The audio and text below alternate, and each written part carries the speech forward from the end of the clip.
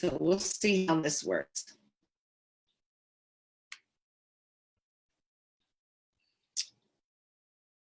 Here we go. It's going to Facebook. I love technology. I'm kind of a techie person, but it's really frustrating when this kind of stuff happens.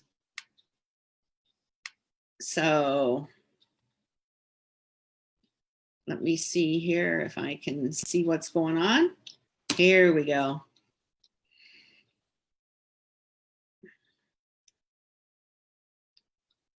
Okay. I apologize. Facebook and I usually get along pretty well, but today I've had some issues. So we're going to give it just a minute. It's only 7:01. We're only 1 minute past the hour. And then we'll get going here.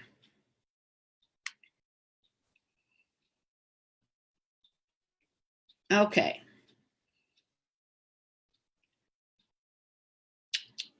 So if you can see me, just let me know, put a comment. I've got it pulled up, so everything's good. Angel, can you still see and hear me? If so, that's great.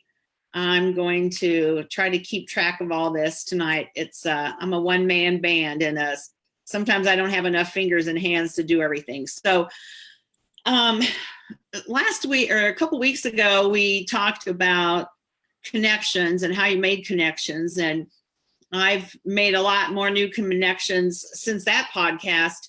I had a really nice email from a gal who was listening to our show that night, and she reached out to me and thanked me for some of the things that we talked about, because she hadn't really thought outside the box about going to businesses to be marketing partners with her that were not race related. So she went to, I believe it was her dentist and her hair salon, and she talked to them, and both of them came on board with her as sponsors. And I didn't ask her how much, it doesn't matter. It's just cool that from just a couple things that we talked about that night, she was able to go ahead and get new sponsors. So that was really, really good. I'm glad to hear that what we talk about has been some benefit, even just right away. Before we go too far tonight, last time I was on, I didn't really tell you too much about the people that make this possible. You know, there's nothing free in the world, even though people like to say, oh, free this, free that. I'm so sick of the TurboTax commercial, free, free, free, free. Somebody's paying somewhere. Nothing's ever absolutely free. So I wanted to give a shout out to all the people that helped me keep this on the air, help me keep the magazine going, help me go to events and get to events and just keep this up and running, because there's nothing free about any of this. And our members are the ones who, by joining and becoming a member for only $59 a year, it's a huge help to our association. The other people that are huge help are the advertisers, both in the magazine, and now they're going to be starting to be mentioned on our podcast. So I want to start tonight by thanking Network Team Homes Realty. EXP is their broker out of Kalamazoo, Gail and Steve Zintek. If you don't know by now, Gail's my best friend, and she's been with me from the beginning. She's been my biggest cheerleader and supporter. So I want to give them a shout out. Also, the Midwest Compact Touring Series, Woody, JR, and Drew, those guys are absolutely, they're like family. You can listen to them tonight at 8 o'clock. They come on right after me on Facebook on the Midwest Compact Touring Series page. So find their page on Facebook at 8 o'clock. They've got a lot of good stuff going on tonight. I know they've got a couple of interviews, and you just never know what's going to happen with those guys. So make sure you check those guys out. Kalamazoo Speedway, Gary and Donna Howe, they've been huge supporters of what I'm doing. And I just can't thank them enough for their encouragement and their support. I have a new company that's come on board. It's called Creative Media Consultants. They're out of Phoenix, Arizona. They're a media consulting company. They will do your social media postings. They'll write your blogs. They'll post for you on your social media, because as a single business owner like I am, I don't have time to do it all. And I'm going to be turning a lot of that over to that company to help me, because that's something that they're good at. I feel like I'm good at it, but there's a lot of other things that I need to do that they can't. So check them out, Creative Media Consultants. It's CRE, the number 8, TIVE Media Consultants out of Phoenix, Arizona. My website people, Cosmetal Designs, can't say enough good things about them. I recommend them to, I think probably 4 or 5 people now have switched over to those guys. They're amazing. They do everything for me on the website. All I have to do is text them and say, hey, change this out, and they do it. Car Chicks out of Chicago, Jeanette, she's become a great friend, and we support each other. Car Chicks has, she sells t-shirts, she sponsors a lot of events. She's a huge supporter of women in motorsports. So check her Facebook page out, her website, Car, CHIX, out of Chicago. And RW Motorsports Marketing, my friend Woody. He makes the most amazing hero cards. He's a photographer. He designs wraps for cars. He works with Buddy Head on that. He's a man of many talents, and he's one of the first ones that I talked to about doing this association or forming this association. And he has had my back and has been right beside me all along, encouraging me. And I just appreciate all these people so much. So check those people out. And if nothing else, just get on their Facebook page and say, hey, thank you so much for supporting the IWMA and supporting women in motorsports. It's just such a big help. So the January magazine is out, and it was late coming out, but again, I had a little technical issues, but it has something new in it. So the January issue of our magazine is interactive. And if you don't know what that means that when you open it up on your phone or your laptop or your tablet, that you can flip the pages like this. And when you go to certain pages, you'll see that there's video. So there was a video of a Facebook Live that I did at PRI. There was a video of a young gal we did a story on of her drag racing. There was a video of 2 young gals from California, Kirsty and Allie Jung, and so cute. They had their race uniforms on, and we had a story about each one of them that Linda Spangler wrote for us. And then they did a little Facebook Live thing, and we put it in the magazine. And then there was also a testimonial in there from Audrey Gerberding from Illinois. She lives down by Springfield, Illinois. And she did an amazing testimonial. So, so fun. It did take me a little while to figure it out. What they say is easy to do is not as always easy as they make it out to be, but I did finally get it figured out. I figured out what kind of version it needed to be in. And so it was amazing. I've had all kinds of good feedback on it. I don't know of any other magazine that currently does anything like that.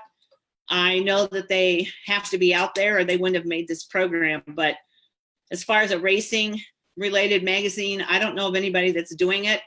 And what better than to have a video of the person you did the story on, either of her talking or watching her race or watching her in the get the checkered flag and get the trophy. I mean, it's the perfect venue for video is racing, because it's all so much, there's so much action. So I'm excited to see where that's going to go with us. And hopefully we'll have some new advertisers coming on board that will want to do some video of their product in the magazine. And it's more like this, like they're actually talking to you in the magazine instead of just a print ad. So I'm really excited about that part of it and see where that goes. So we're just going to cover some topics tonight just to get you thinking a little bit. What about those new NASCAR rules? Has anybody had any comments, or have you thought about what that means? It doesn't mean anything probably for you at your short track, unless your track decides to go and have the same rule. But now, if you're caught cheating in NASCAR in any way, shape, or form, you're going to have the win taken away. You're going to go to the back of the pack. You lose your money. You lose your stage points, the whole deal. So I listen to Sirius XM radio pretty much all the time in the car. And of course, that was the big topic yesterday and today. Excuse me. But what do you think about that? You know, you can put comments in here, or you can comment on the Facebook page later. If you're caught cheating after the race, do you think you should be disqualified?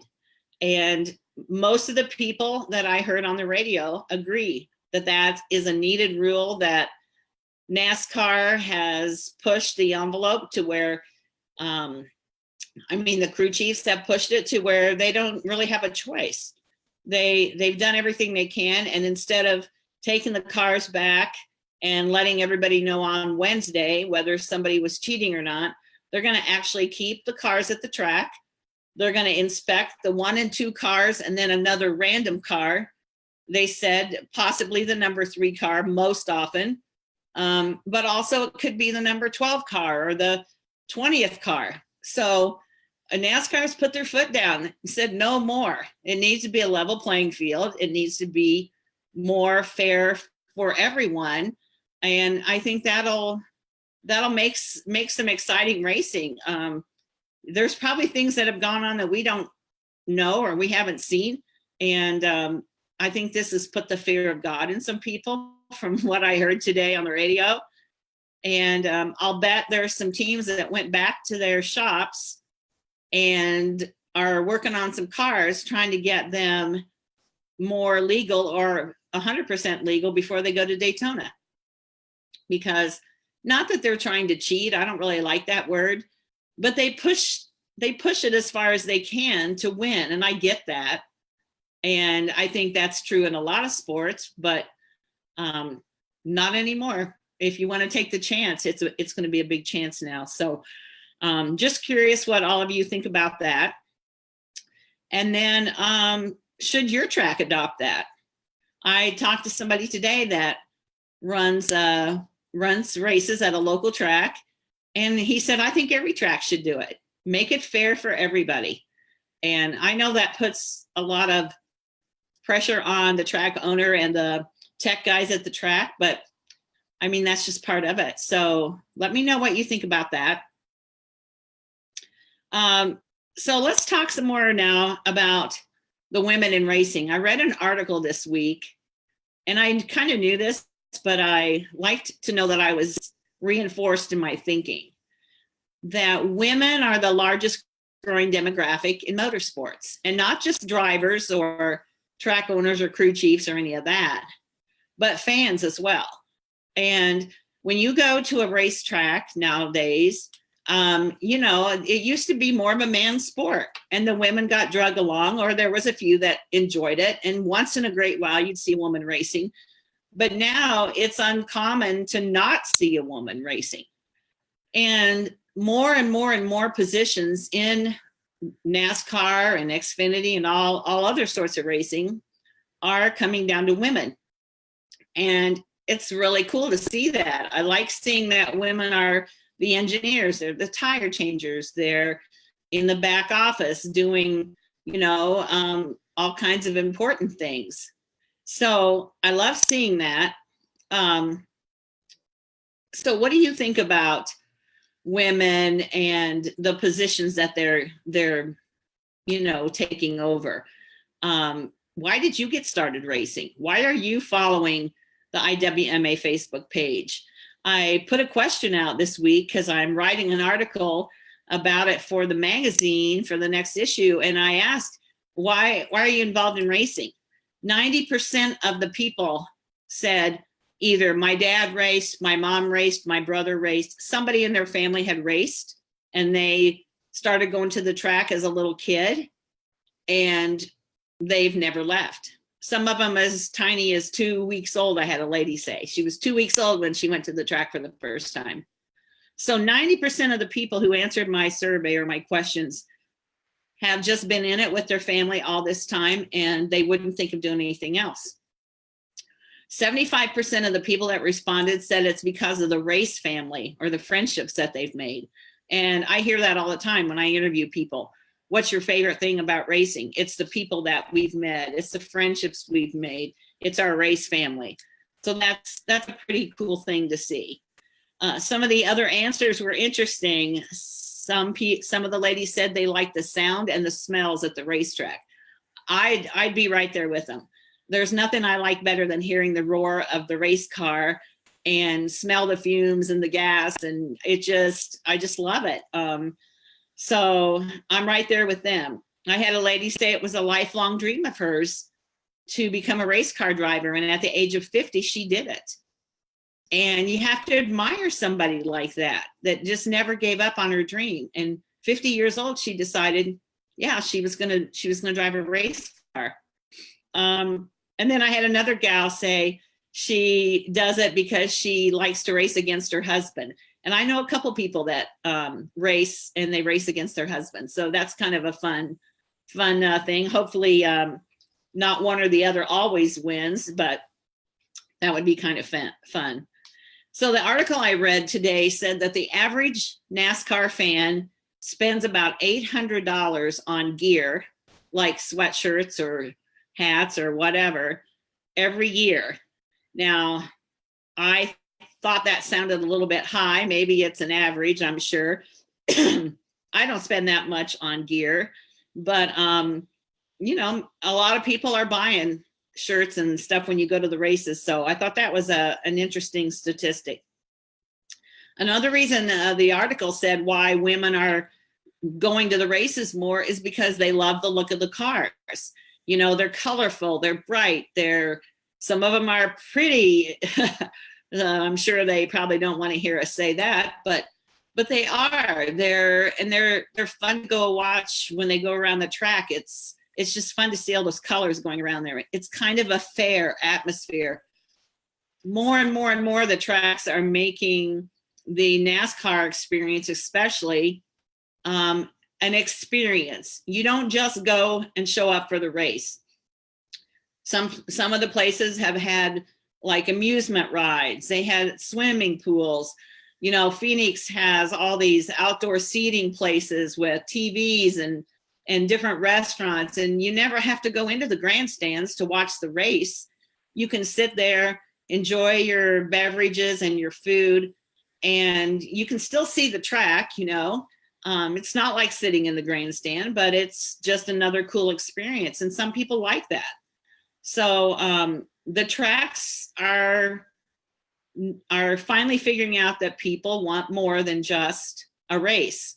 It's not enough anymore. Now they have concerts ahead of time. So, you know, it's a fair atmosphere, like going to the carnival kind of. And that was one of the reasons they thought that women enjoyed that, because that's a family atmosphere. And it's something they can do with grandma and grandbabies. Every age can go to the track and have a good time. Another thing they talked about was the rules. Based on, you know, my knowledge of, let's say, hockey, which I know about this much about, hockey's a hard sport to learn the rules, I think. I've watched it a little bit. I didn't grow up around it, but I don't really know that much about the hockey rules. NASCAR is a pretty easy sport to learn the rules and to follow. You don't have to know all the ins and outs of the chase and the points and all that. The media tells you all that stuff. But when you go to a race, you can figure out who's winning and who's losing. And when somebody wrecks another guy, I mean, you can figure it out on your own. So racing is a pretty easy sport to learn the rules and follow. And they think that's why women enjoy it. They don't have to figure out the football rules or the hockey rules. So again, tell me, why do you love racing? So answer on our Facebook page why you love racing. And I'm going to use it for my article the next time around. So one of the other things that my husband and I were talking about tonight, about the racetrack and some things that we used to do that were fun when we went to the racetrack. And he said, you know, I wonder what people define as success at the racetrack. I suppose it would be different for everybody. And it would be different if you were the car owner or the car driver or the crew chief or the wife. I think everybody probably has a different definition of what success is. When my son Ben raced, I used to always say, if you bring the car home in one piece and there's been no trouble with any other team, then that's a successful night. Sure, it was fun those nights that he won. Excuse me.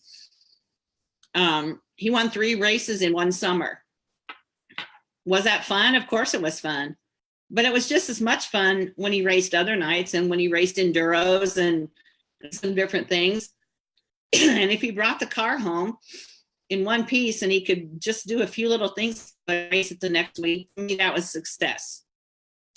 So I'm going to ask you as well to put on the Facebook page, what is your definition of success? What does success mean to you? And then tell me if you're a driver, you're a fan, you know, you're a car owner, you're a track owner, whatever you might be. You know, my good buddy Ben Raber said to me one time, we were at Super Shoe several years ago, and he said to me, Mama, when it quits being fun, then I'm done racing. And really, to me, that's such a good line, and I've never forgotten it, and I never will forget it, because sure, like I said, the winning is fun and the money's okay, and sometimes the money's kind of good. But if you're not having fun, if you go home and discuss it every week, if you get in a fight with somebody every week, if you're never happy when you're at the track, then why are you doing it? You know, I posted one of those little memes that said, now football's over, let's go racing. And I posted it on my Facebook page, and there were probably 25, responses to it. And 23 of the 25 were, yeah, can't wait, excited for racing. I had 2 guys, sorry, my nose itches. I had 2 guys, oh, NASCAR's ruined racing and blah, blah, blah, and they went on and on. And I thought about saying, replying something to them. One, because I like to try to keep my page in a positive manner, but also that wasn't the place for that. I wanted to say, but I didn't. But what I wanted to say was, if you don't like it, then go watch golf or take up another sport, go fishing, do anything but bash the sport I love on my Facebook page. And I didn't do it. Sometimes I think when you respond like that, it just eggs them on anymore. And so I didn't respond to it. But gosh, if you guys see people say things like that and you're a race fan, just say to them, hey, if you don't like racing, then find another sport, but don't bash the sport that I love, and let it go, because I just get so frustrated with those people. I'm tired of hearing that racing's dying. I don't think racing's dying. Daytona's supposed to be sold out next weekend. I don't think it's dying. I think that the image of racing is portrayed to be dying because of the comments on social media. Are there as many fans in the stands? No. Part of that is because there's more and more and more for people to do nowadays. But I don't think the sport is dying. I think we just need to be creative and think of new ways to get people to come and watch, because there's plenty of people that want to race. I think it's the people that we need to have in the stands to support the tracks. We've got to figure out a new way to get them there. And so that's really up to us, that are the ones of us that are in the stands. So we'll talk more about that when the season gets closer. So the January issue of the magazine is out. I really had a good time with it once I figured out how to put those videos in. So check that out. If you don't get a copy of the magazine sent to your email, just private message me your email and I'll add you to the list and you'll get the magazine every month. And that's kind of what I'm working on now for the next one. I'm going to be attending some races. So there'll be some Facebook Lives coming up in the next 10 days or so, giving some live accounts from some of the races that I'm going to be at. And I'm excited to add another track to my bucket list, or not scratch it off my bucket list. But any questions that anybody has, if anybody knows a gal that would be a good story for our magazine, I'm always open to suggestions. Facebook is a good way to get a hold of me, or you can send me an email at iwmanation@gmail.com. I'm always looking for new stories, and that's pretty much it that I had for tonight. I'm kind of short on the news until racing really gets up and going again. It's a little bit of a slow time. Starting next week, it's going to start ramping up again. So I'm excited about that. So just let me know what your thoughts are on subjects that you'd like me to talk about, or people that you'd like me to bring on the podcast that you would like to hear from. And, this association is for all of you. I founded it, but I didn't found it just for myself. I founded it to connect and celebrate women in motorsports. And there's so many more of you out there than I ever dreamed there was. I become overwhelmed at times by the numbers of women that there are. And it's so fun to see women and hear their stories about why they got into racing and what they love about racing. And a lot of them are the same probably as men, but women have a different take on it at times. And I like hearing what they have to say and sharing their stories with all of you. That's why we do a magazine. That's why we do the podcast. And we're going to go back to having some interviews, and then we'll have some nights where we just talk. And hopefully at some point down the road, we will do a Facebook where you can chat back with me. And I'm working on figuring that out. So I've got nothing else to share with you tonight, but just watch over the next week or so, and we will be doing some Facebook Live from some racetracks, and hopefully you'll be watching. And if you're going to be in at some races coming up next week, just let me know, and hopefully we can meet up at the track and say hello. I like meeting as many of you as possible in person. So have a good week. Stay dry and warm. Tomorrow, Michigan's supposed to have a ½ inch of ice. So it sounds like we'll be stuck at home again tomorrow, but stay warm, stay dry, and send the sun our way. All right. Thanks everybody for listening.